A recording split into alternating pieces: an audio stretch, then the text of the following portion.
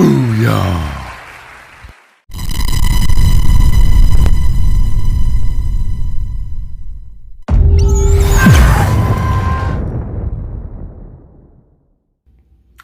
Tippy time, my damies. Welcome to episode 35 of Reviewedly Interrupted, where this episode I'll be reviewing a movie by my favorite director of all time, and actually one of my favorite movies of his, Takashi Miike's Demon Pond. Oh, have you not heard of this one? That's okay. This is a little bit of a deep dive in there. It's like, I need to actually get more for my collection. I don't have enough. There's more, I think, out there that I need to grab. Whoa. But lesser known than stuff like Gozu, Imprint, Ichi the Killer, Visitor Q, you know, all like even some of his other ones. I'm looking over there, like some of his newer ones and stuff. Oh yeah, like of course like Audition, 13 Assassins, fucking, you know, like I wanted to dive a little deeper this time, and this is like really good. It's off the beaten track from a lot of his other shit, you know. It's a stage play. It's a straight up stage play. And it's so great. It's so very great how it's done. You know, I really enjoy watching it, and it's been a while because I don't know. I just, you know, there's a lot of movies, so it's like getting back around to it. It's been a while, but this movie is always well worth the wait. I've seen it 2 or 3 times already, and it's just, it's not like his other movies. It's not crazy. It's not gonzo. It's not grindhousey. It's not action-packed and everything. It's a really good period piece stage play, and it's really solid. The acting and everything, and just the way it's written, it's really fucking solid. And I love how it shows another facet of like what Takashi Miike can do. You know, some directors are almost kind of one-trick ponies, even if they jump around. It's like Tarantino. I wouldn't really say he's like a one-trick pony, but like he definitely has like a definite style that no matter what movie he does, it's got that Tarantino vibe about it. Takashi Miike is like a chameleon. It's like there's a lot of movies that have that Takashi Miike type vibe that you like expect, but like then there's movies like this where it's different. You know, it's so unlike anything else he's done and everything else that it's just fucking solid. And this episode is again brought to you by Gummy Unicorn. Though there are many Gummy Unicorns, this goes by the singular. I don't know. No gummy little unicorns. I don't know why I like these fucking things, but these little unicorn sons of bitches, it's gonna be a thing. And I'm gonna be talking, and you're gonna be like, Jesus Christ, dude. Could you not talk and eat gummy unicorn at the same time? And they'll be like, yeah, I can. But I'm not going to. But yeah, this doesn't really... There's no special features, so I'm not sure if there's like a copy I can find of this. Where I think there's some imports I saw on Amazon. There was like Blu-rays and imports and stuff like that, and DVDs. Maybe something with a little more special features. Maybe get into it. This just has an interview with Takashi Miike, and yeah, I'm really excited to actually like watch this with my gal because she's not a huge fan. She likes some of his movies, but I explained in the last vid, like, it gets a little too violent, a little too rapey with the Yakuza stuff, and it gets a little much, and I totally get that, you know. And this one's just totally different. It's unlike anything like that. She's a fan of old kung fu movies, so even though this isn't like a martial arts movie, it's got that old, like, it's got that old school vibe, old school Asian vibe, Japanese movie Asian vibe, and it's pretty cool. And released by Cinema Epic, which actually like releases some pretty goddamn cool shit. So there's some more movies I got by Takashi Miike that I think were released by Cinema Epic. Pretty sure. But yeah, so what I'm gonna do is I'm gonna go watch this motherfucker again and just completely get absorbed into this beautiful, beautiful story that is beautifully, beautifully shot. The stage play, Demon Pond. And it's been a while since I've seen it, so it's like I remember very tiny bits and pieces, but like not very well. Because I mean, in between the last time I watched this and I'm gonna watch it now, I've watched probably like 1,000 other fucking movies, and it's just like, you know, bombarding my old brain with a lot of stuff. There's only so much room, you know, so things kind of get shoved to the back. So it's gonna be nice to revisit this motherfucker. And yeah, so I'm gonna go watch this shit and stuff and things, and I'll be back and I will yap at you about Takashi Miike's stage play adaptation Demon Pond.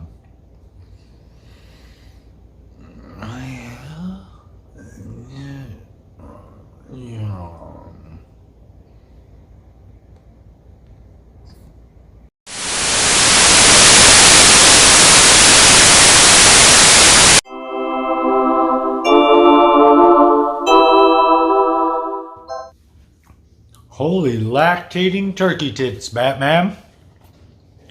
Takashi Miike's Demon Pond. This is so fucking good. If you've never seen it, I mean, it tells its whole tale. It's a little over 2 hours long, so it's like, you gotta be prepared. Oh yeah, by the way, now I'm eating Zachary Mellow Cream Pumpkin, which I actually prefer because they have a creamier, almost kind of like consistency in a way. It's still thick, but it's like a really thick cream. Get your minds out of the gutter. You can laugh all you want about me wanting to put thick cream in my mouth. But whatever, man. You have a dirty, dirty juvenile mind. Demon Pond. Like, okay, so the set is set. Even though it has like these different scenes that take place here and there, blah, blah. The set never changes. And the set is like pretty sparse, but it's very like, sorry, Mom.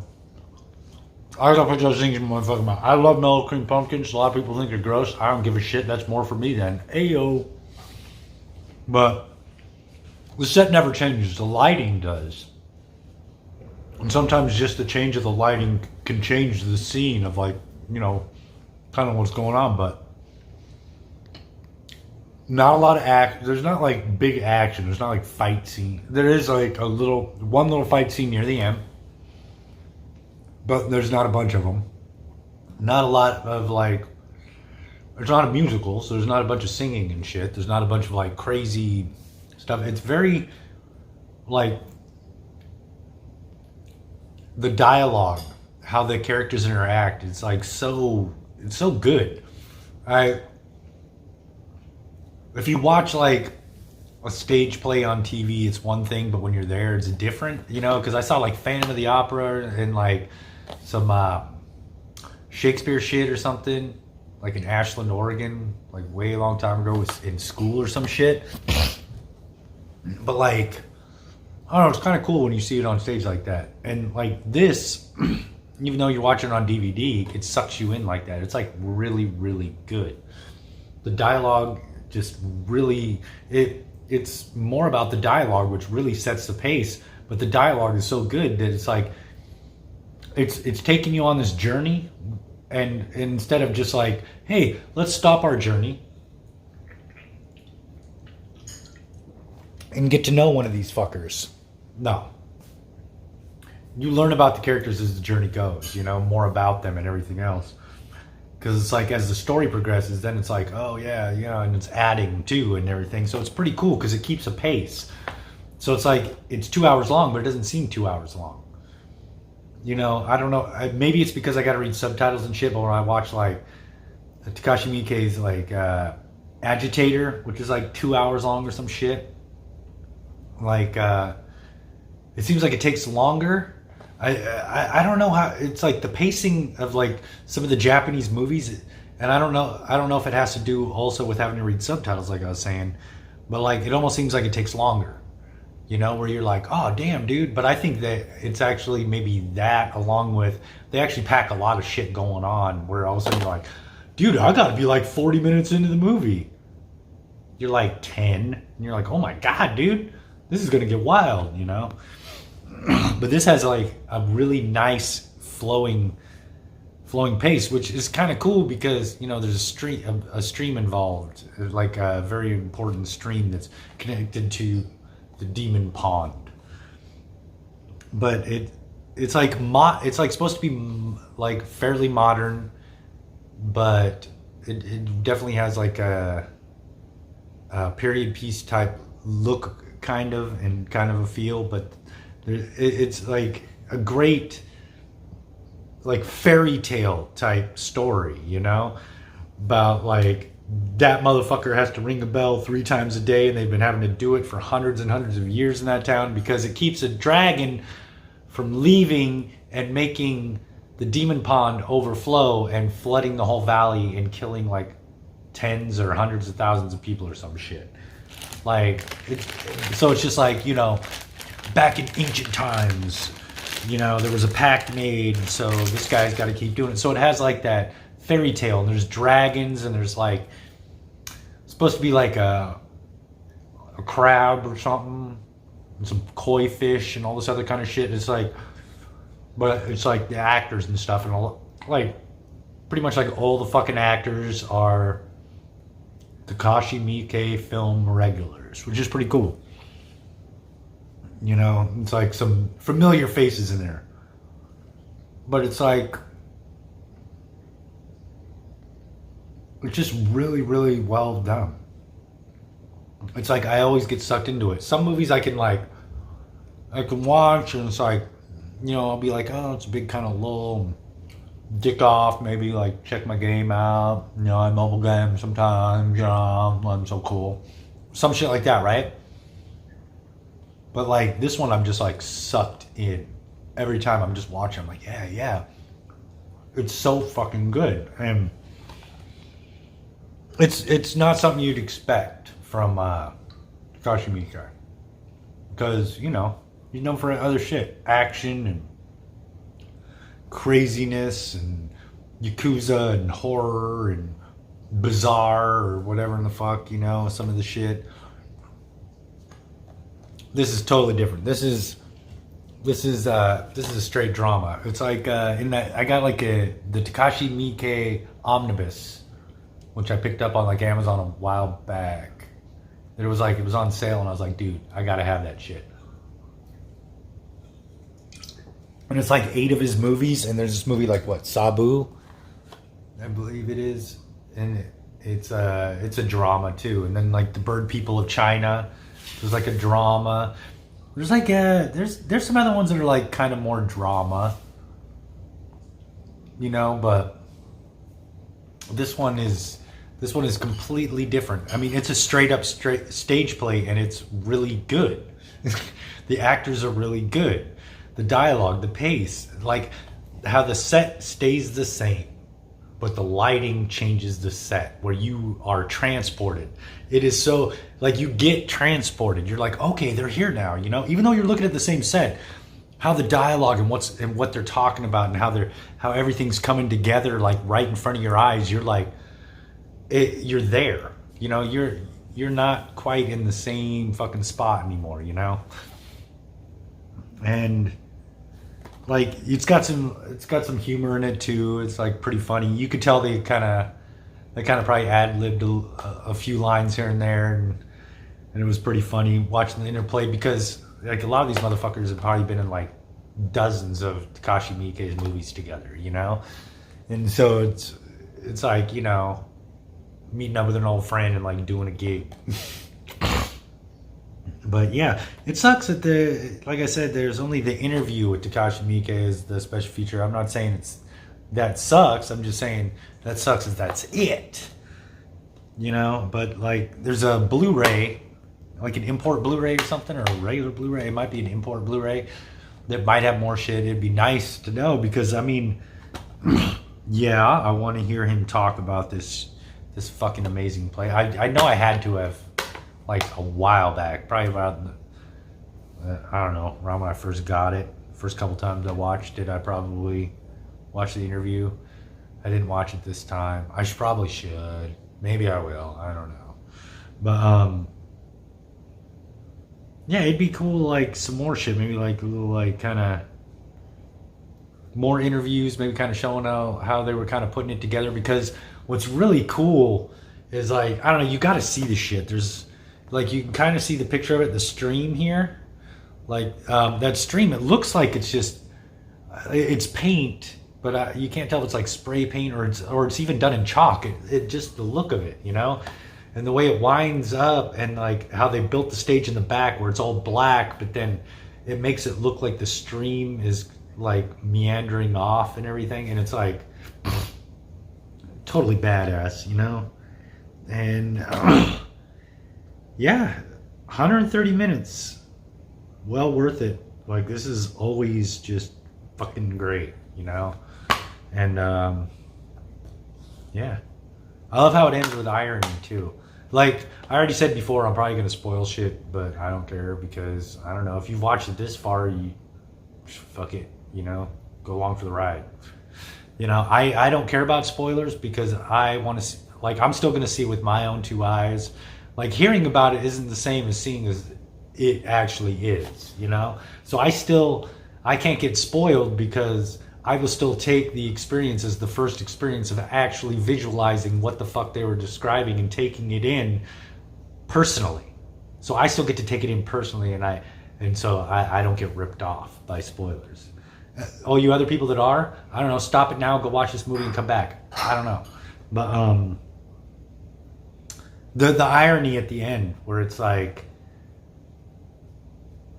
the princess, who is like the dragon or some shit like that, the princess, she hears the wife singing, the wife right there singing, and she's like, because she was like, dude, fuck this shit, I'm gonna go be with my man. I don't give two fucks about these assholes. They're human and they matter not to moi. And they're like, no, man, don't do that shit, because, you know, you made a vow. And then that would be just fucked up to, like, make a vow and then be like, nah. They've been holding up their end of the bargain. Don't be a little bitch, you know? Hold up your end of the bargain. But she hears, like, chick singing, and she's like, you know what? If doing that means killing this beautiful voice of this lovely woman, then I won't do it. But then the villagers come along who are assholes, and are like, hey man, back in the old days, we used to, like, take the prettiest girl in the village and, like, strap her to a black ox and go up a hill and kill the ox and eat it, and, like, you're supposed to be a sacrifice, and then all of a sudden we get rain, right? And the thing is, if they kill that bitch, they're fucked. They don't know it. Well, old lady's husband gets back, because that's like the main dude that's right there. He's like the main guy. His friend, like, came and found him, and he wanted to go see Demon Pond, so he was like, yeah, I'll take you up there. Let's go check it out. And, like, he makes it back just in the nick of time to spare her from getting taken off, right?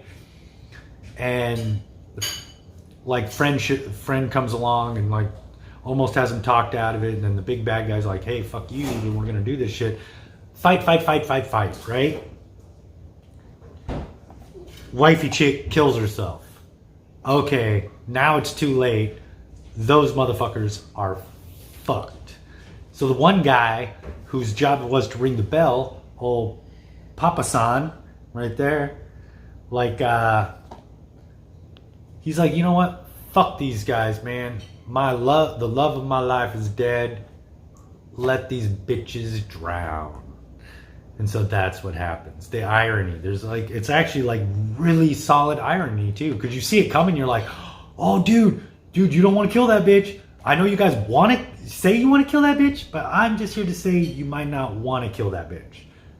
And, you know, and it's just like, you watch it play out, and it's like stage play action. You know, it's not like crazy intense fight scene, but it's like it's also not like maybe Western type where it'd be like a little more dancey or some shit. I don't know. But like the little fight scene, and I don't know. This movie's just really good. I love watching this. It's something different, and it's like, I don't know. I think it's a very special little gem in his filmography. For being so different and not so over the top. Something very straightforward and something very beautiful, and something that doesn't. I'm not going to say his movies rely on like theatricism, but it's a part of his style. Like the gonzo action and shit like that. Theatricality, is that the actual word? Theatricism? I'm going to say theatricism because that sounds stupid and I like it more. So, yeah, it's like, this is really awesome. It's one of my favorites of his. I like to bring it up because it's solid. Now it's time to talk about what I'm going to be doing next episode. I'm going to be doing a very special movie, probably one of the best, worst movies ever made. Oh, can you guess? Did you guess already? Did you guess already? No? Okay. Well, this room I fucking love because I'm a horrible person. And next episode, I am going to be reviewing The Room. This comedy is fucking great. This movie is the best, worst movie ever made. I fucking love this movie. I can't wait to watch it again. I'm going to laugh my ass off. But, okay. Back to Demon Pond. Now, if you can get a chance to watch this, fucking watch it. It's solid. It's like, if you're into watching, Japanese stage plays with subtitles and stuff, then yes. If you think it'll bore the shit out of you and you just don't even want to go there, I say don't. But if you're a Takashi Miike fan, which means you're not bothered by long ass movies in Japanese with subtitles. If you're like me, you're just not. So if you're a Takashi Miike fan and you have not seen this movie, go watch this for real. You'll be like, fucking, he did it again. He went in a completely different direction and he fucking nailed it. This motherfucker's like the Beatles of making movies. It's like, hey, we'll just do a song in this style. Boom, nailed it.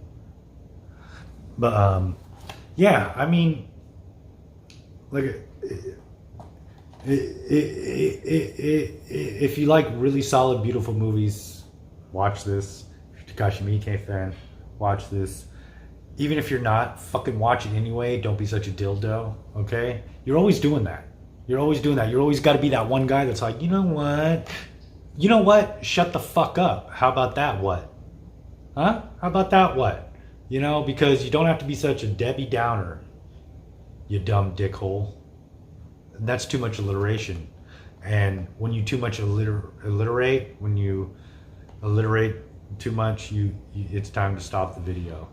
That's what my mom said.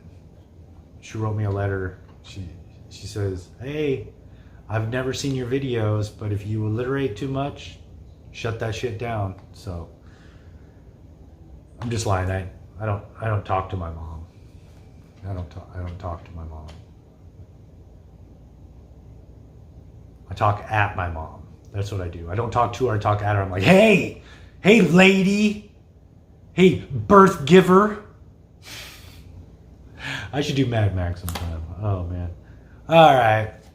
I'm baked as shit and I'm just rambling. I should get the fuck out of here. So yeah, since I've signed your pity on the runny kind, like I'm pulling a straight up jack move.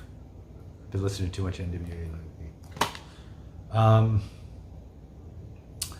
I gotta say, Kappa Chow, bitches. Till the next episode.